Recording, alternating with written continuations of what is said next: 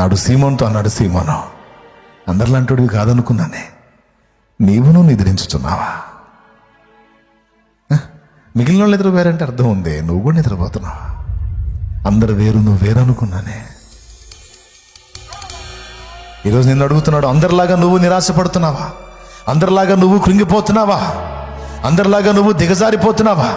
అందరిలాగా నువ్వు భయపడుతున్నావా? అందరిలాగా నువ్వు కూడా సందేహిస్తున్నావా? అందరిలాగా నువ్వు కూడా నీ స్వార్థానికే బతుకుతున్నావా? అందరిలాగా నువ్వు కూడా నీ సుఖ భోగాలను వెతుక్కుంటున్నావా? అందరూ వేరు, నువ్వు వేరు అనుకున్నానే. నువ్వు నా కోసం నిలబడతావు అనుకున్నానే. నువ్వు నా కోసం ఫలిస్తావు అనుకున్నానే. నువ్వు నా కోసం రోషం కలిగి త్యాగపూరితంగా నిలబడతావు అనుకున్నానే. నా కుమారి, నువ్వు అందరిలాంటి దాన్ని అయ్యావా? అయ్యో నా కుమారి, నువ్వు అందరిలాంటి దాన్ని అయ్యావా? అయ్యో నా కుమారుడా, నువ్వు అందరిలాంటి వాడు అయ్యావా?